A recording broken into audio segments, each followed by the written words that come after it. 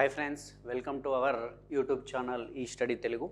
మరి మనం ఈరోజు లాభ నష్టాలకు సంబంధించినటువంటి కొన్ని ప్రాబ్లమ్స్ చూద్దాం. అంటే రెగ్యులర్గా మనకు టెట్లో కానివ్వండి, డిఎస్సిలో కానివ్వండి, TET are DSC are staff selection committee లేదా ఆర్ఆర్బి ఎగ్జామ్లలో ఎన్టీపీసీకి సంబంధించి ఇలాంటి ఎగ్జామ్లలో లేదా మన స్టేట్ లెవెల్ ఎగ్జామ్స్లలో ఏపీ కానివ్వండి, టీఎస్ కానివ్వండి, స్టేట్ లెవెల్ ఎగ్జామ్స్లలో తరచుగా వచ్చేటటువంటి కొన్ని ప్రశ్నలు లాభ నష్టాలకు సంబంధించి ఎట్లుంటాయంటే, ఈ ప్రశ్న చూసే ముందు ఫ్రెండ్స్, దీనికంటే ముందు మనం ఒకటి జనరల్గా మెయిన్గా ఉన్నటువంటి కాన్సెప్ట్ని అర్థం చేసుకుందాం. ఇదే ప్రశ్నని మనం సూత్రాలు వేసి లాభము మైనస్ నష్టం బై లాభ శాతం ఇంటూ 100 అట్లా కొన్ని సూత్రాలు వేసి ఇవన్నీ చేస్తూ పోతాం. లేదా నష్టం ఇస్తే అట్లా కూడా ఇస్తాం. ఇవన్నీ వద్దు ఫ్రెండ్స్. నేను అనేది ఏమంటే, ఫస్ట్ దీంట్లో ఉన్నటువంటి కాన్సెప్ట్ని అర్థం చేసుకుందాం. కాన్సెప్ట్ ఏముందనేది మనకు తెలిస్తే మనకు ఆన్సర్లు అనేవి ఈజీగా వస్తాయి.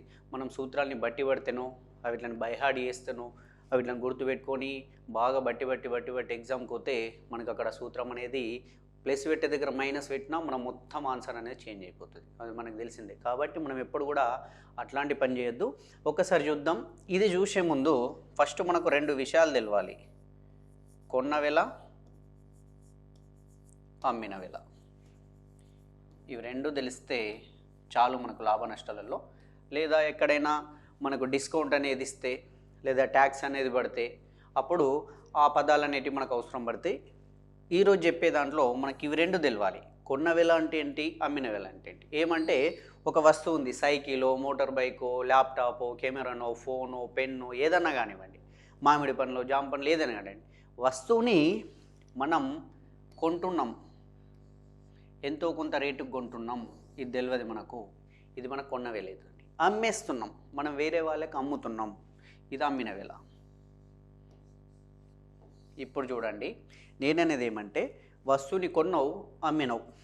ఇక్కడ వస్తువుని 100 రూపాయలకు కొన్నావు, వస్తువుని 100 రూపాయలకి నువ్వు కొన్నావు.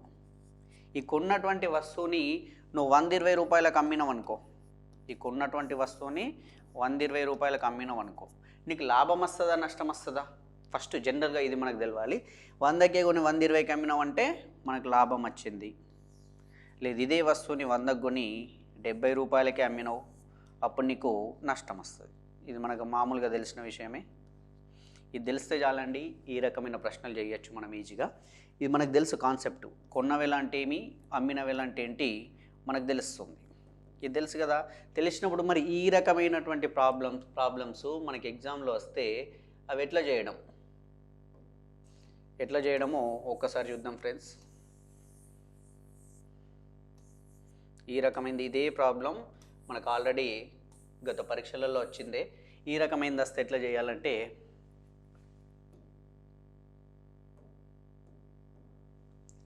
రైట్, 10 వస్తువుల కొన్న వెల 8 వస్తువుల అమ్మిన వెలకు సమానం అయినా 20% లాభం వస్తుందా, 25% లాభం వస్తుందా, 20% నష్టం వస్తుందా, 25% నష్టం వస్తుందా? దీనికోసం చాలామంది సూత్రాలు చెప్తారు.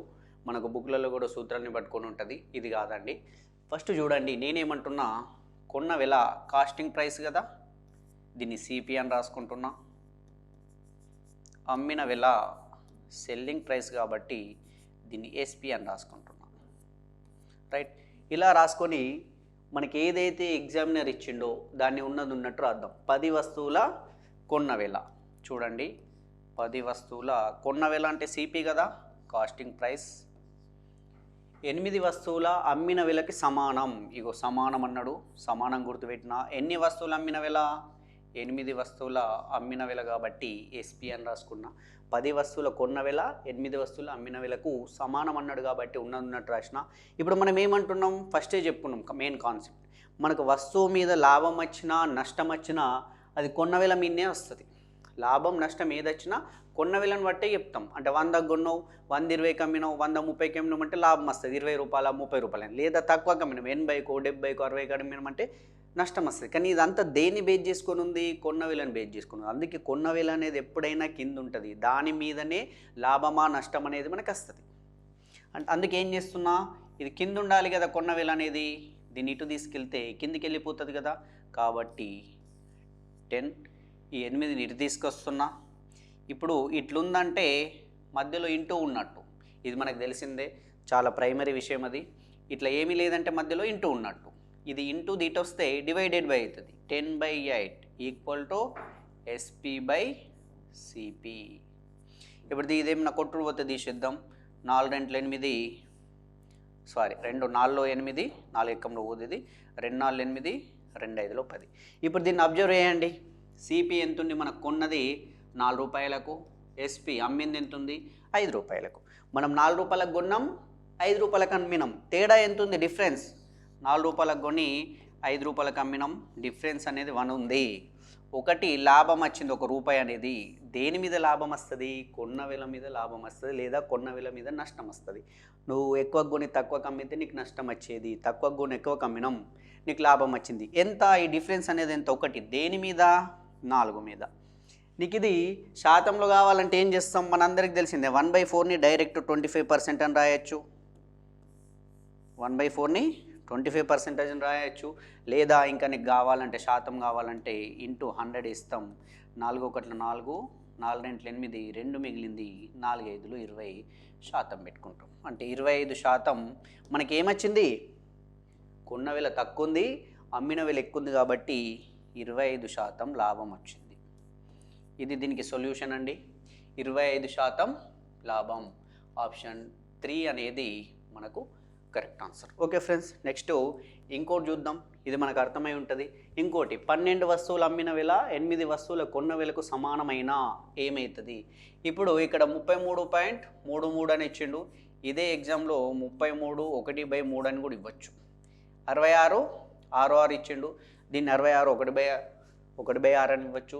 33 3ని 1/3 అని ఇవ్వచ్చు. ఇది అంటే ఇవి శాతాలలో ఉన్నప్పుడు.